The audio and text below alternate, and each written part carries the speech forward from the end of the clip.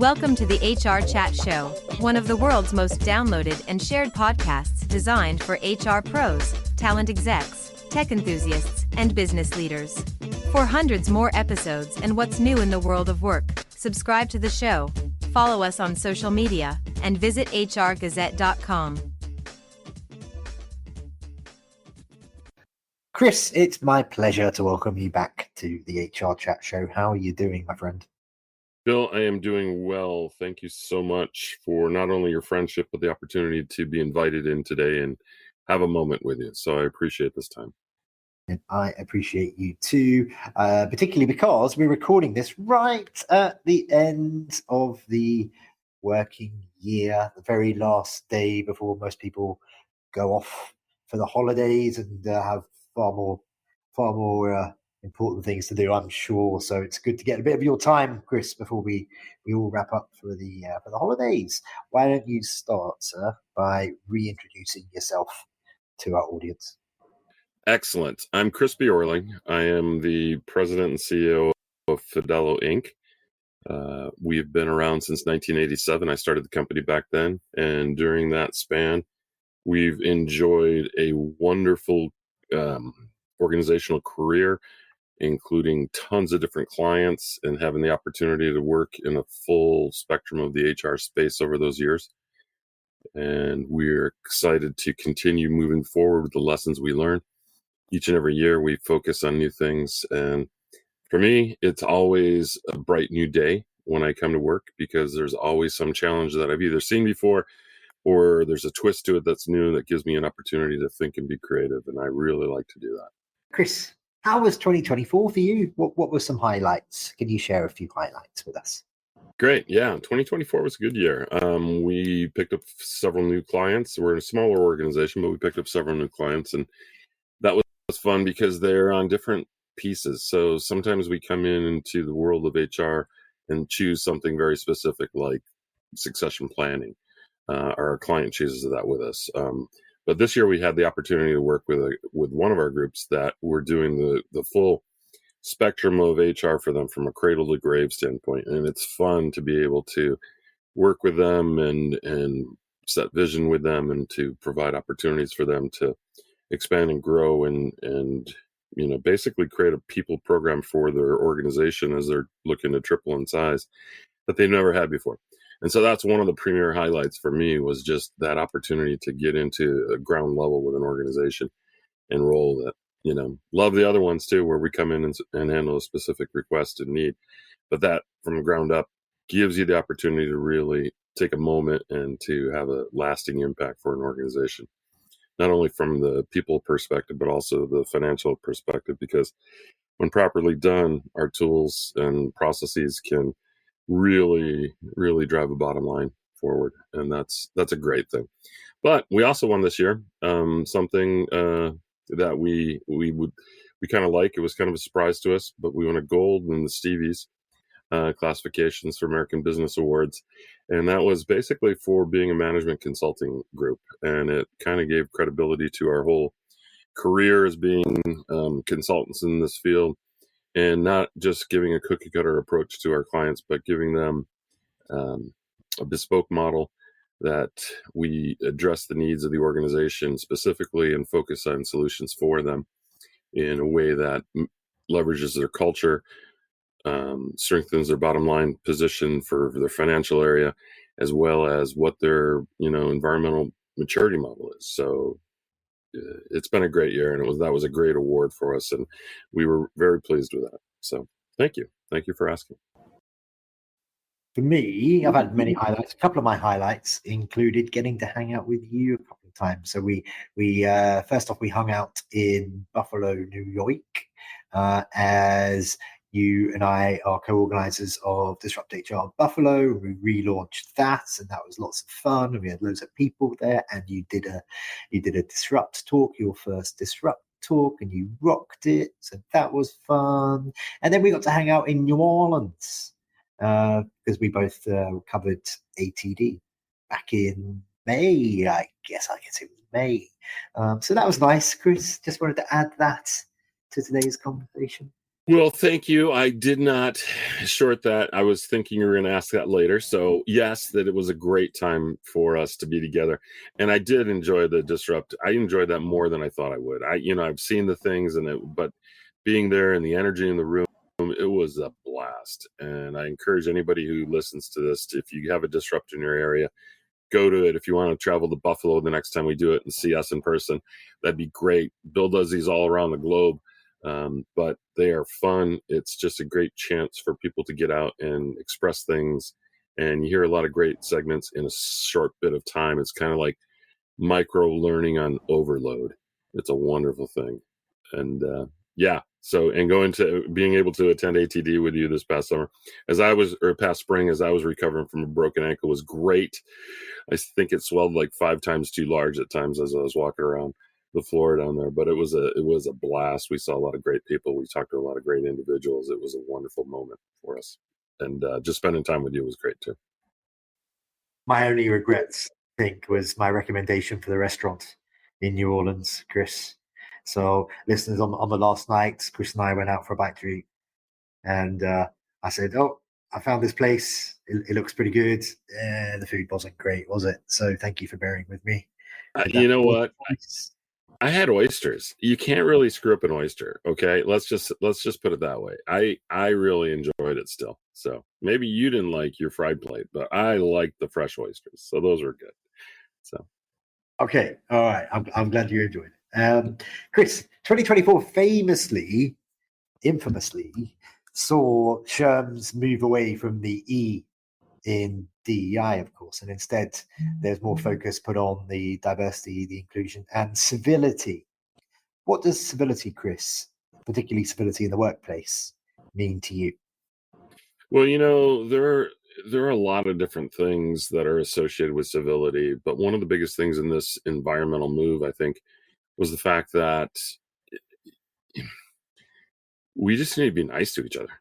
One of the things is that, you get in there, and whether it's past prejudicial experiences that you have or that you've experienced, or that chip on your shoulder from something, somebody else being promoted versus you being promoted, the civility that we need is really just, we all need to get along, and it's all going to be okay.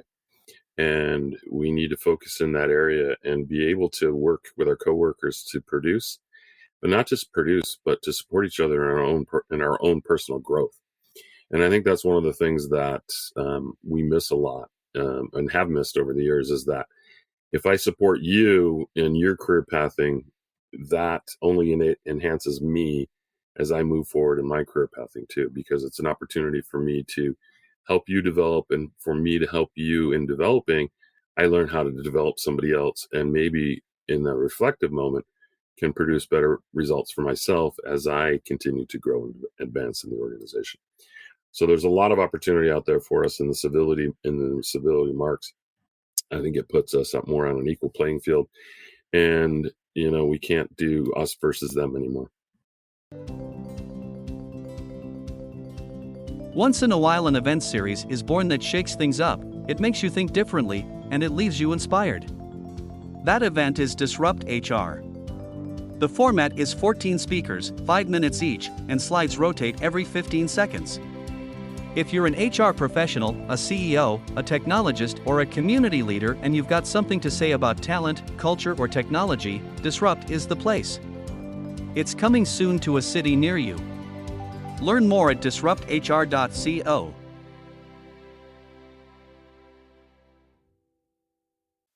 Okay, thank you very much. Okay, I'm going to take a people and performance podcast approach to the next couple of questions. In that, I'm going to challenge you. I'm going to challenge you to answer in 60 seconds or less for the next 2 answers. Here we go. First question. Reflecting on 2024, Chris, what are some of the most significant trends or challenges you've observed in human performance improvement, and how has Fidello helped organizations address them? Go. Thank you. So first, we've seen a huge advancement in artificial intelligence into everything and anything, and that's been big.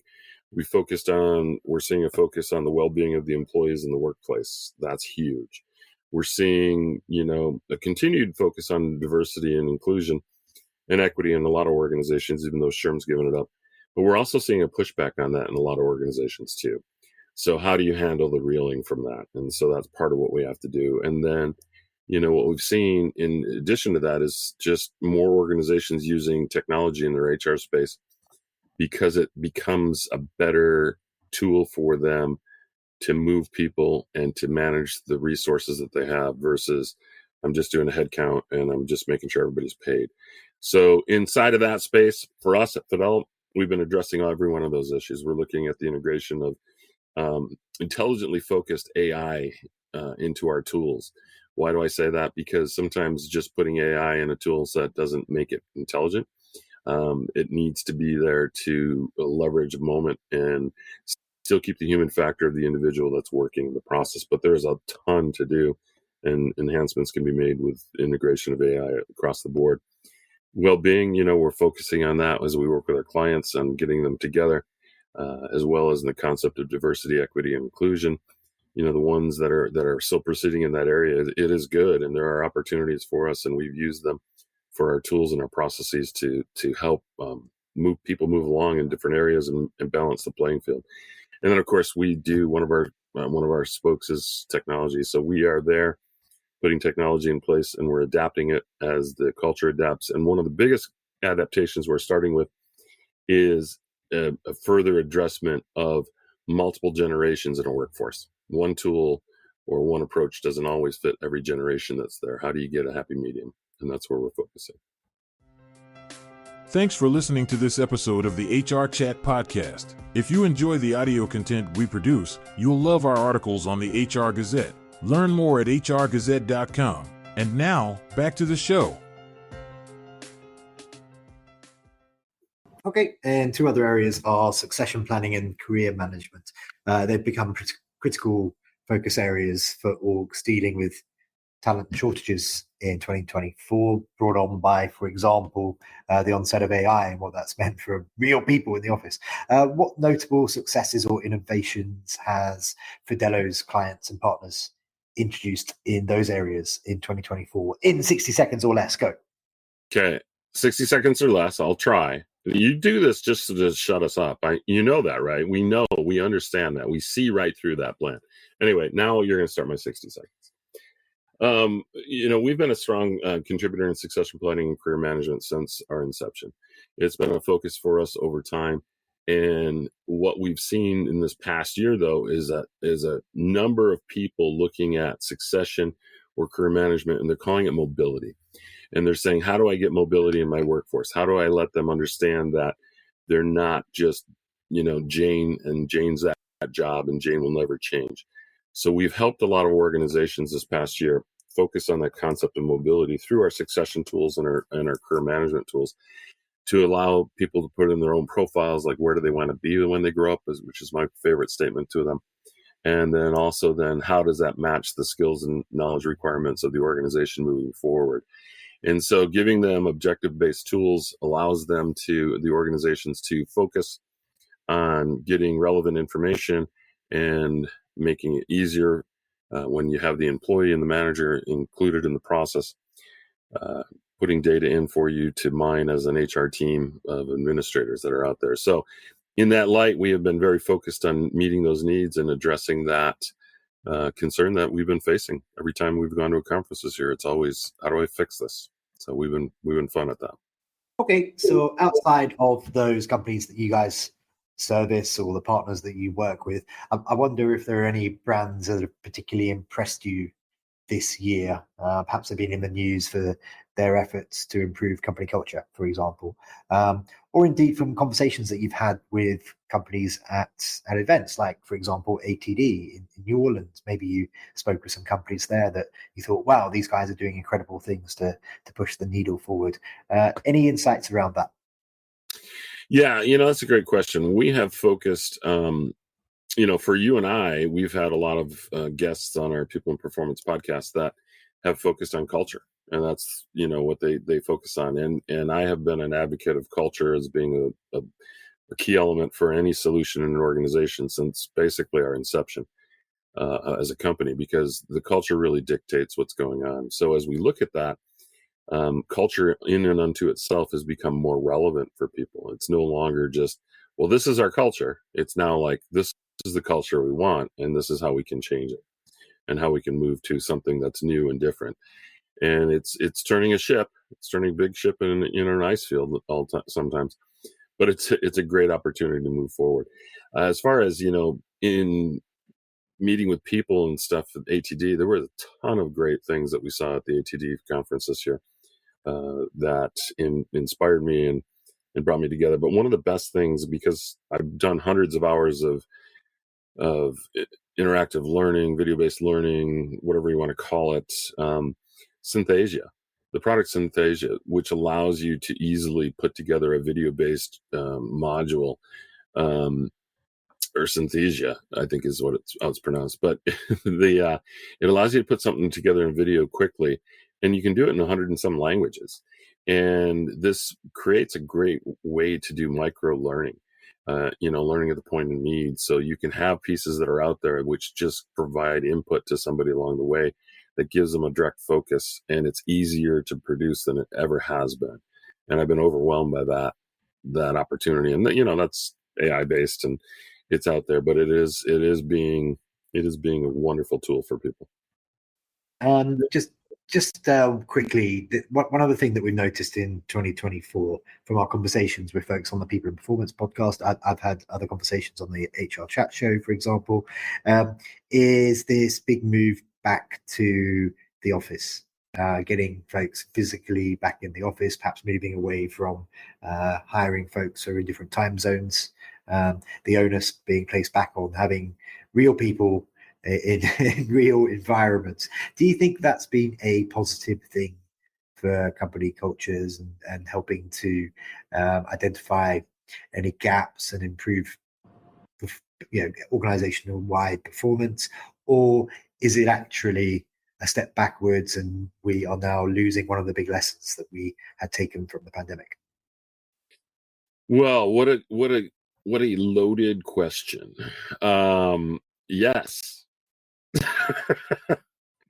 So, yeah, we're seeing it, we're having it. I have a daughter that had a transition change as she moved across country and getting a new job. And, just hearing her going through all the interviews and what does this company do? And how are they hybrid? How are they not hybrid? How many days in the office, fully remote, and all these things. Both models have, all three models have advantage.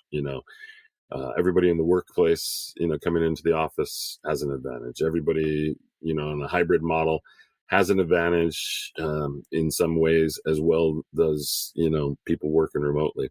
One of the biggest things is that we kind of got used to this hybrid model. And so it's hard sometimes when you just tell everybody, like some organizations are doing, you got to be back in work every 5 days a week, or 4 days a week, and we'll give you 1 day to, be someplace else. Those are hard models now. But, there are advantages to everybody being together, rubbing shoulders versus having to, have a meeting connect someplace. But you lose people. You lose people who don't want to give up that freedom. And so I think, since we opened this can of hybrid workforces or standalone workforces, I think we're going to have this mix for forever. That's out there. And like I say, there are advantages to each and every one of them. Some of them, you lose top producers if you tell everybody that they have to be in the office, and they've moved during this pandemic because it's cheaper for them to live in one part of the country or world than it is in another, and they're still producing and they're still productive. It kind of goes back into, one of our mottos is that there isn't a silver bullet. One size doesn't fit all, So in light of this is that there are opportunities to go together. And, and I see specifically organizations that are global in nature. I don't necessarily always see the need for them to be back in the same room, like a room in New York and a room in London, so they can communicate. I think the flexibility for them to be hybrid at their local or even remote and then still connect globally gives them a better work-life experience, the employees a better work-life experience, and most likely will produce better results over time. Now, having said that, there are people who need to be in an office. They won't focus until they're in there and doing it. And, maybe it comes down to what's your work style? let's get a new hybrid model that allows people to be either A or B or C. Okay, thank you, Chris. That is clear as mud. Very good. It is mud. That's the point.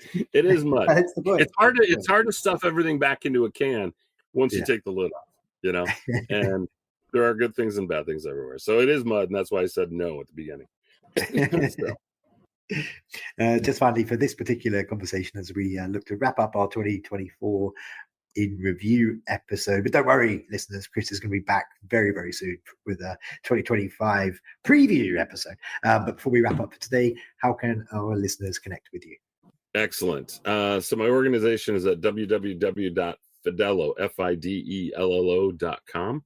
So you can go there, learn more about the organization. If you want to connect with me, come to LinkedIn, and I'm Christopher Biorling, and I'm out there, and tap into me, send a request, we'll become friends, and then we'll share things over time. I look forward to anybody who wants to connect with me, because this is the best way to get to know people and to get to hear new ideas and new thoughts. Excellent. Well, that just leaves me to say, Chris, my friend, as always, it's a lovely pleasure. Thank you very much for being on the show. Thank you, sir. Thanks for listening to the HR Chat Show.